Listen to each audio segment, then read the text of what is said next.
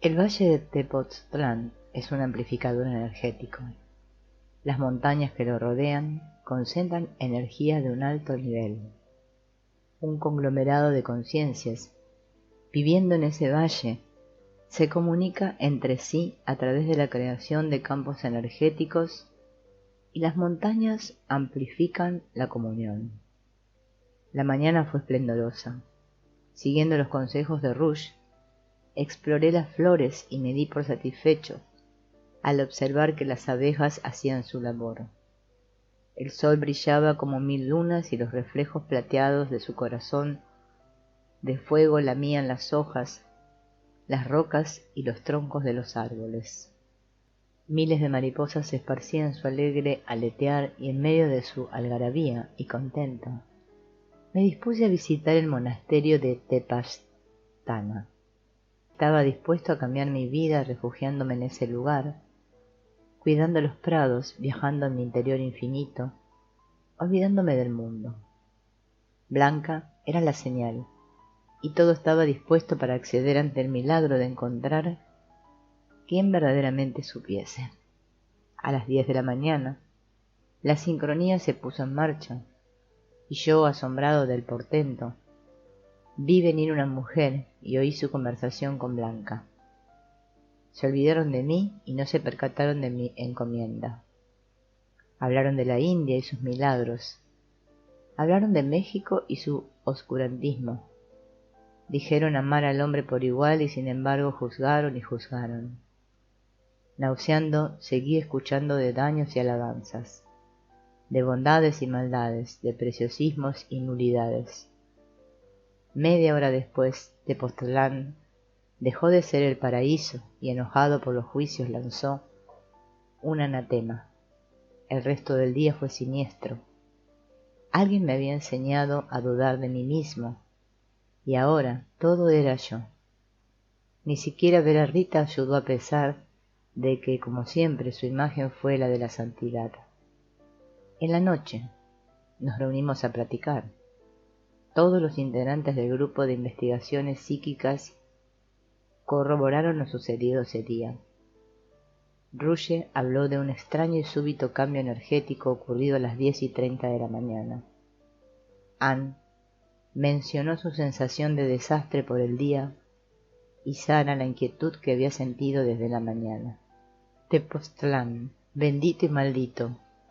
Tepoztlán, el de los terribles cambios, el guía hacia la purificación y entereza.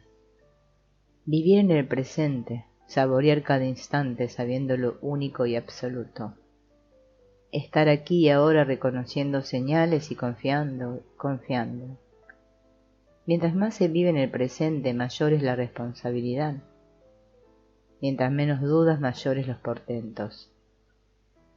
Mientras más alto se vuele, más terrible es la caída. Te presto mi amuleto, me dijo Sara después de oír de mis pensamientos y alejamientos.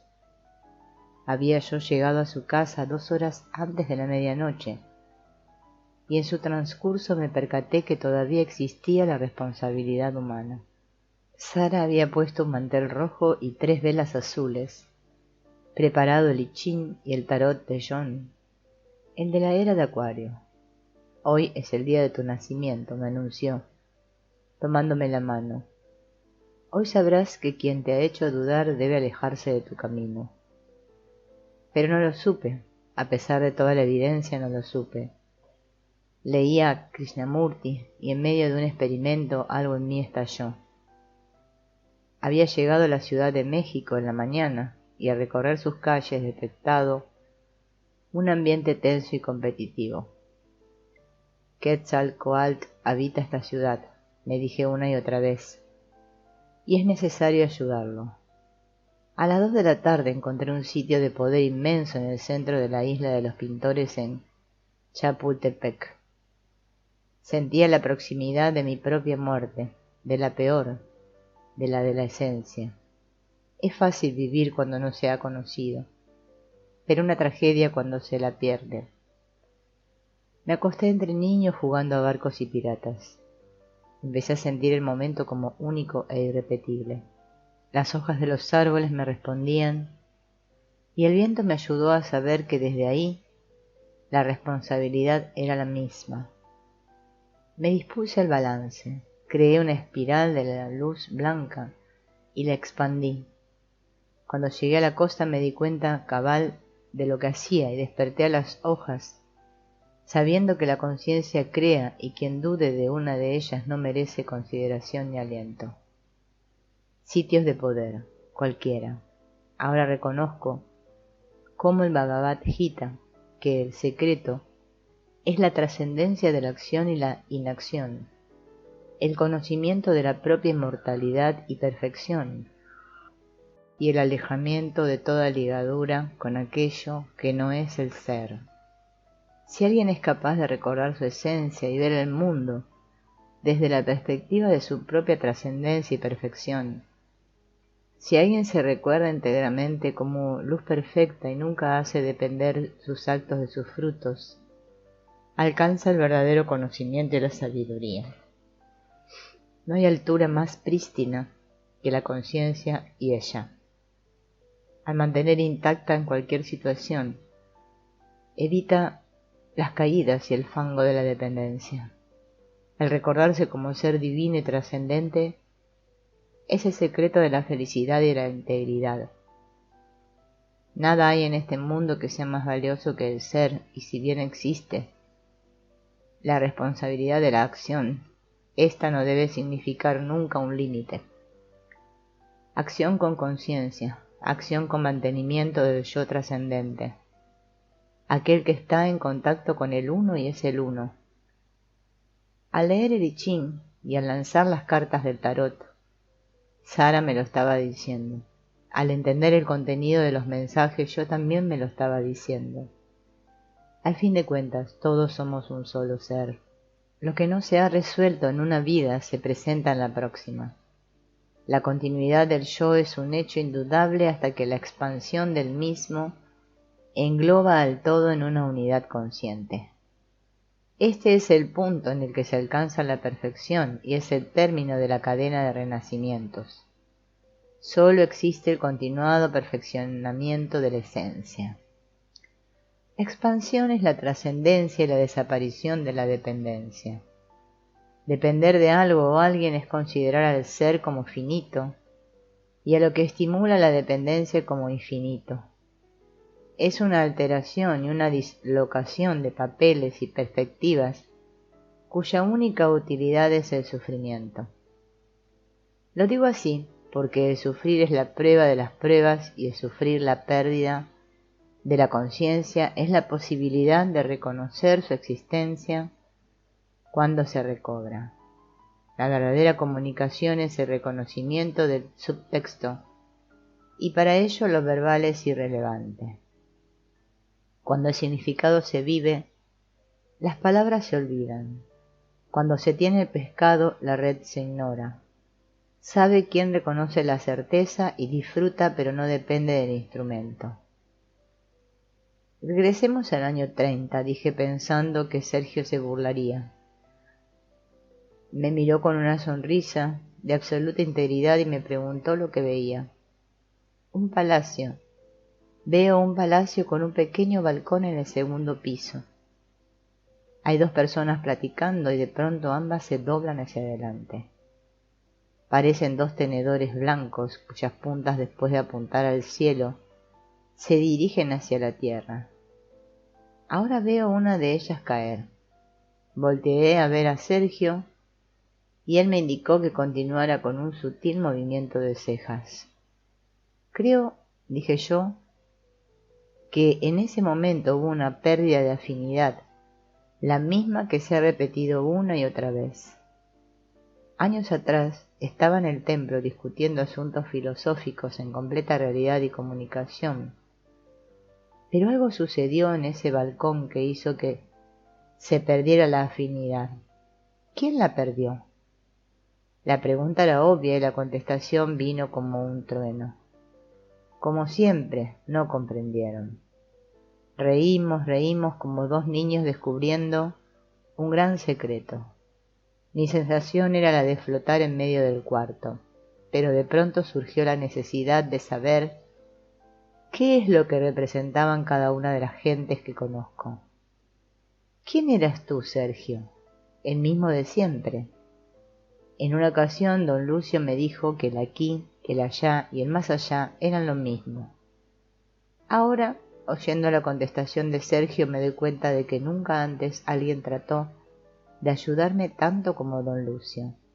El aquí, el allá y el más allá son lo mismo. Ahora les presento a otro universo. Antonio no sabía de vidas pasadas, y el pensamiento de su probable inexistencia nunca lo había realmente considerado. Su vida había sido un constante y reiterado olvido de sí mismo. Solo se recordaba en relación a los demás. Sentíase feliz si los otros lo apreciaban y deprimido si lo olvidaban o no reconocían. Un día de sol lo conocí mientras exploraba Tlayacapan. Caminaba en dirección a una pequeña apertura de una iglesia abandonada que me pareció interesante.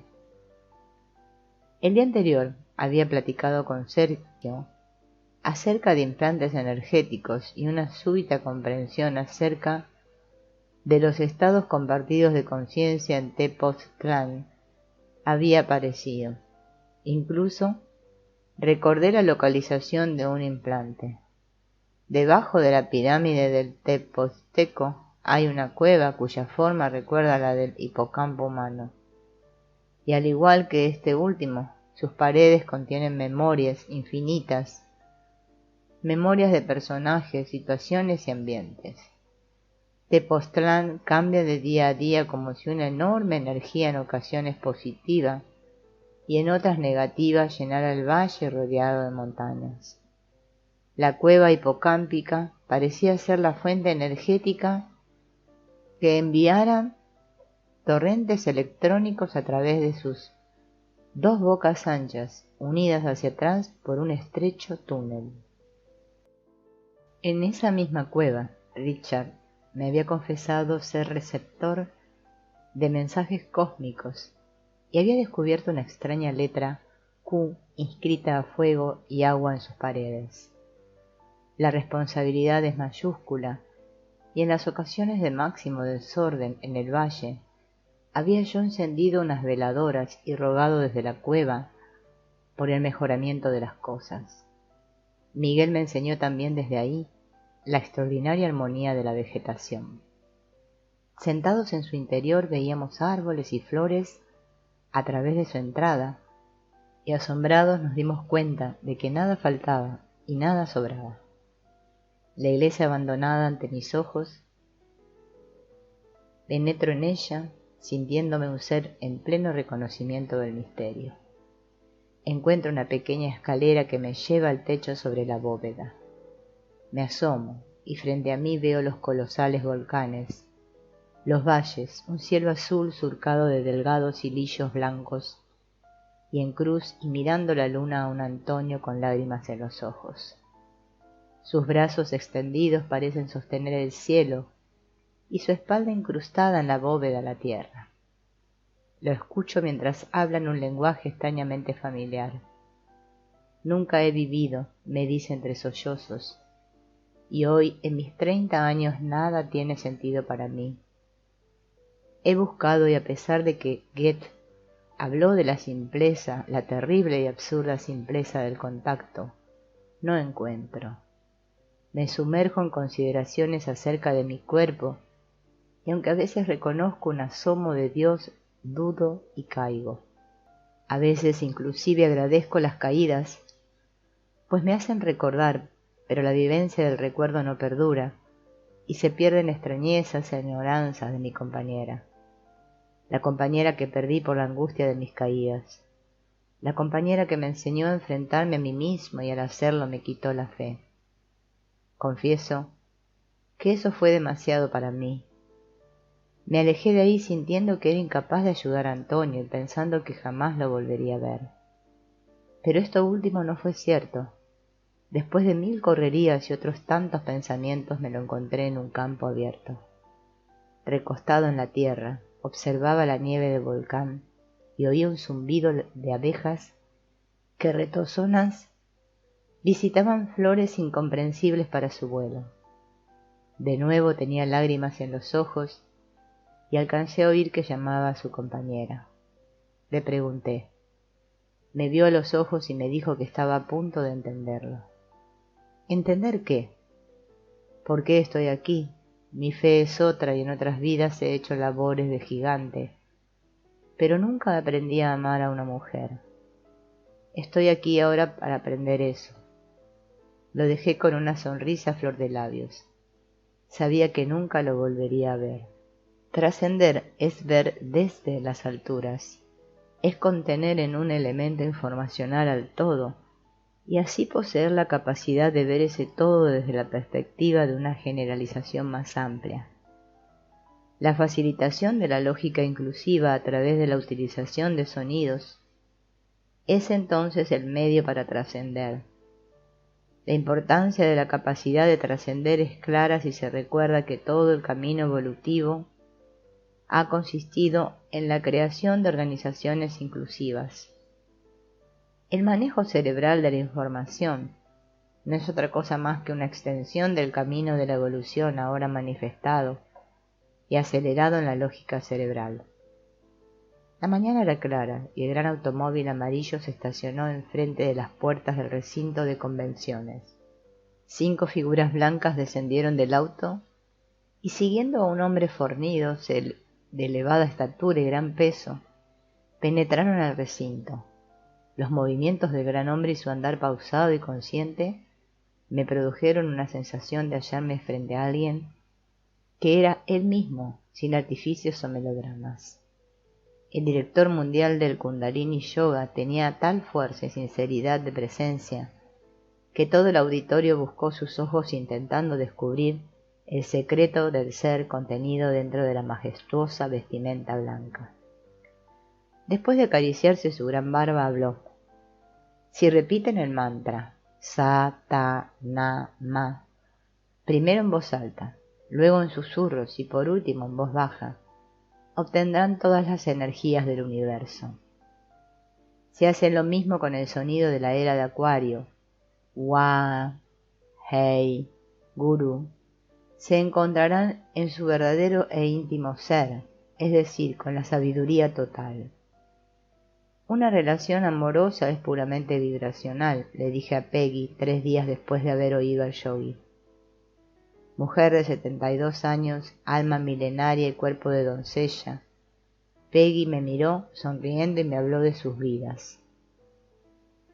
Se aprende a vibrar a mayor frecuencia a medida que se aprende, pero el secreto de la inmortalidad es la liberación de estructuras. Solamente con uno mismo es posible vivir y soñar. Ni maestro ni guía. En Afganistán aprendí a hacer joyas. Después huimos hacia Tepoztlán, yo acompañando a Gustav y él huyendo de Stalin.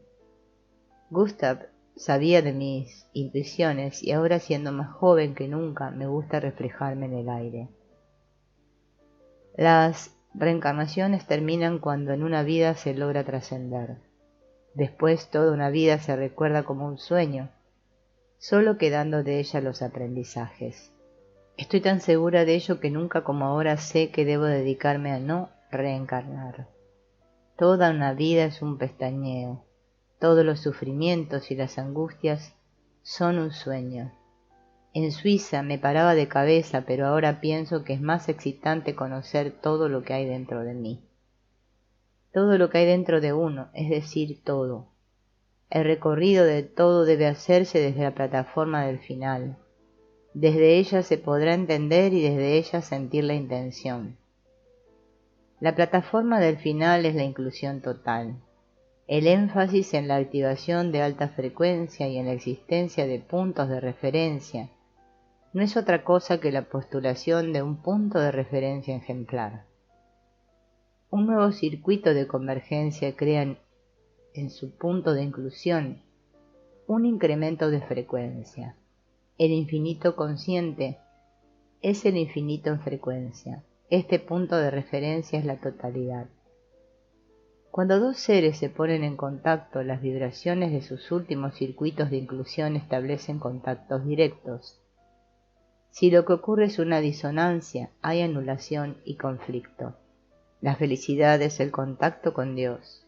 Esto también es asunto de vibraciones, más bien de la interacción de un campo neuronal con la estructura pura del espacio. En un rincón abandonado y polvoriento de un cuarto del palacio de Barnhof, Cento, en Bavaria, se encontró el siguiente escrito que me pareció interesante incluir aquí, pues refleja una particular toma de conciencia de un universo. Se trata nada menos que de un apunte escrito por el ilustre astrónomo Luigi Badenhest a su esposa, pocos días después de su separación. Luigi, como lo llamaremos de ahora en adelante, vivía en una casa colindante con un bosque y con las montañas más poderosas de toda Europa.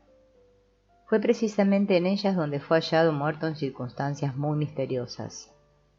Testigos del suceso dicen que su cuerpo estaba desnudo en la posición de loto y que frente a sus piernas había un líquido blanquecino y pegajoso parecido al semen. Su cuerpo no mostraba señal alguna de violencia y en la autopsia no se pudo hallar la causa del deceso. El escrito que reproduzco a continuación fue redactado por Luigi en esa montaña minutos antes de perecer. No sé si hoy nací o morí. En la mañana me desperté añorándote y sintiendo que sin ti soy una cáscara vacía. Me levanté con mucho trabajo y me dispuse a unir la noche con el amanecer meditando mi vida. Quizás eso me ayudaría a saber lo que mi mente me prohíbe conocer. Creo que esta mañana, más que en ninguna otra ocasión, mi memoria genética y mi memoria reencarnativa lucharon entre sí hasta casi despedazarme. Pero me adelanto, y eso no es correcto. Te decía que medité y después me di un baño de agua helada que me refrescó y energetizó. Pero pocos minutos, tu pensamiento y la idea de las cosas que no hicimos juntos me invadió, y la tristeza de no verte y no hacer aquello que pudimos hacer empezó a martirizarme. Te veía en brazos de otro y ese pensamiento sumado a la nostalgia por tu rostro me sumió en una angustia terrible. Quisiera ver las estrellas y las flores y que fuese suficiente, pero después de haberte conocido, nada es suficiente. Y no es suficiente porque representas la magia y lo sutil, tanto que no soy capaz de decir quién eres. Sin embargo, después del baño me ocurrió algo que me permitió penetrar en tu universo. Me dejé ir, cerré los ojos y durante el abandono sentí que alguien venía a darme un beso, comprendiendo con toda profundidad lo que me acontecía. En ese instante todo juicio y pensamiento desaparecieron de mí. Solo era la sensación de entrega absoluta la que prevalecía. Únicamente la sensación de ser querido y la experiencia del mundo como encerrado dentro de mi sensación de bienaventura. Supe en ese instante cómo tú veías al mundo.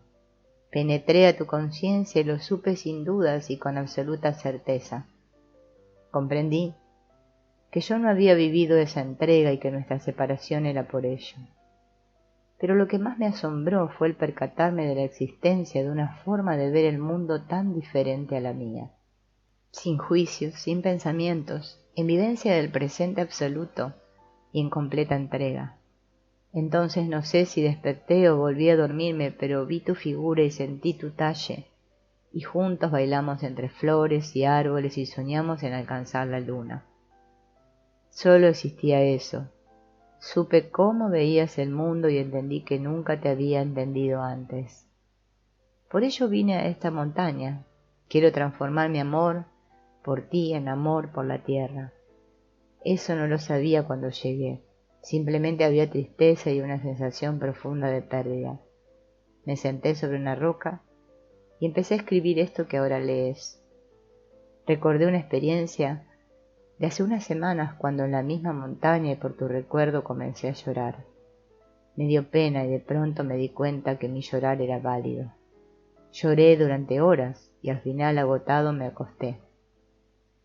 Nunca he vivido, siempre todo ha sido para los otros. Nunca he sentido lo que viví esta mañana y eso me dice mucho acerca de mi falta de seriedad. Tú, en cambio, cuando haces algo o sientes algo, lo haces y lo sientes sin bloqueos.